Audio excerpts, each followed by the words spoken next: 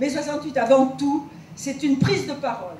Hein, il y a une contestation politique très importante, c'est un événement politique, mais il y a une prise de parole. Et la prise de parole s'est très vite faite autour des portes de Nanterre, c'est-à-dire ils ont inscrit en rond des textes. Et ça, on le doit aux situationnistes, aux enragés, dit les enragés à Nanterre, qui se sont très vite transportés à la Sorbonne après le 3 mai. Bon, donc là, il y avait une tradition artistique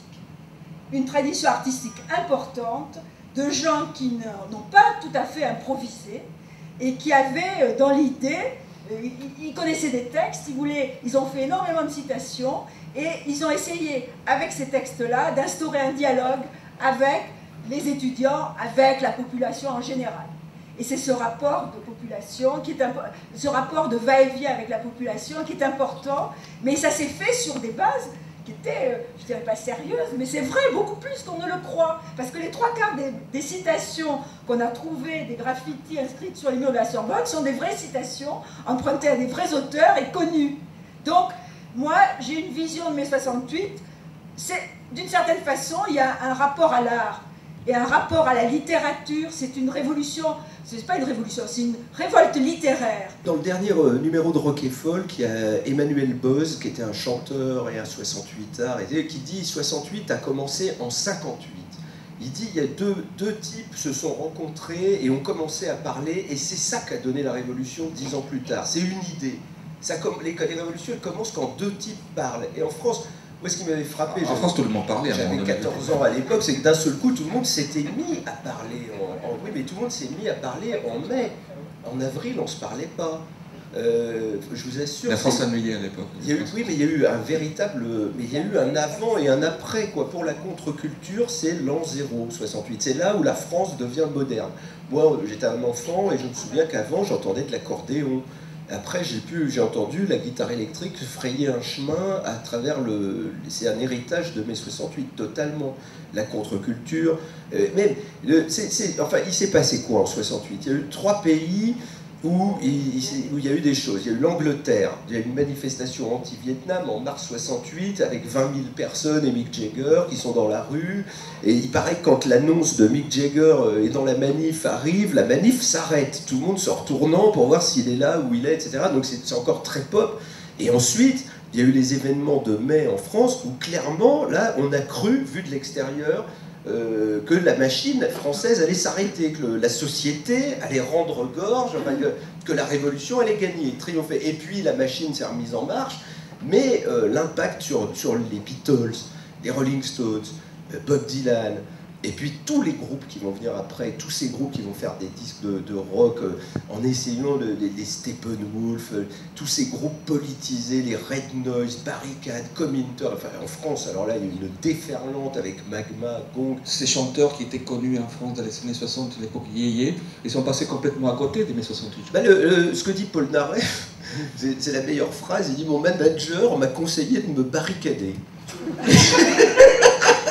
Mais à la campagne, et tous les chanteurs français disparaissent. Claude François, Johnny Hallyday, tous les yéyés qui étaient en France. La France vivait encore sous l'emprise des yéyés, qui va s'arrêter. Le mouvement yéyé, il s'arrête aussi en 68. Mais les tubes de 68, vous les rappelez, c'est une chanson de Julien Clerc, écrite par Étienne Rodagil. Et c'est qui les Indiens? C'est qui les Indiens? C'est qui les... Voilà, les radios étant en grève, il y avait 15 chansons qui passaient en boucle, qui tournaient sur les ondes, une espèce de bobino, et donc il y avait la cavalerie.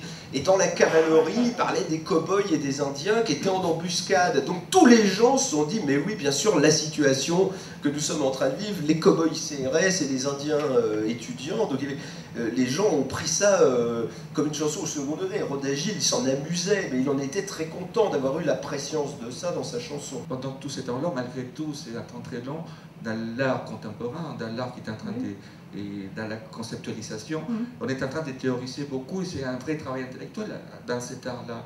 Et c'est tout à fait nouveau, ça, j'ai l'impression. Ça date pas de mai 68. Non, justement, et en mai 68, se conjuguent deux choses qui n'ont rien à voir, c'est-à-dire, je dirais, le conceptualisme de Restani, qui lui est déjà du côté de New York. Et d'ailleurs, c'est à New York qu'il a fait tout de suite carrière, puisque en 60, il lance son manifeste à Milan, et en 62, il a une rétrospective à New York, et il est récupéré, si on peut dire, par New York.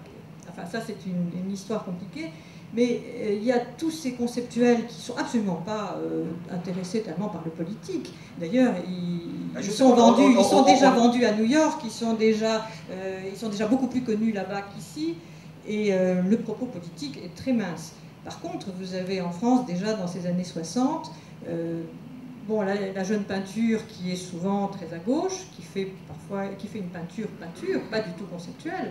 Alors, c'est une peinture qui a un idéal, qui voudrait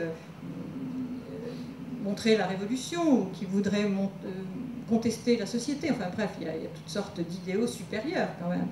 Et puis vous avez là-dedans toutes sortes de factions, les maoïstes d'un côté, les trotskistes, mais tout le monde se parle.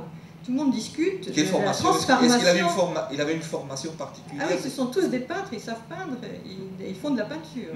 En mai 68, même les conceptuels vont devenir politisés, parce que après 68, hors de question pour un artiste, le pauvre, s'il n'est pas de gauche, parce que c'est sa mort, il est foutu.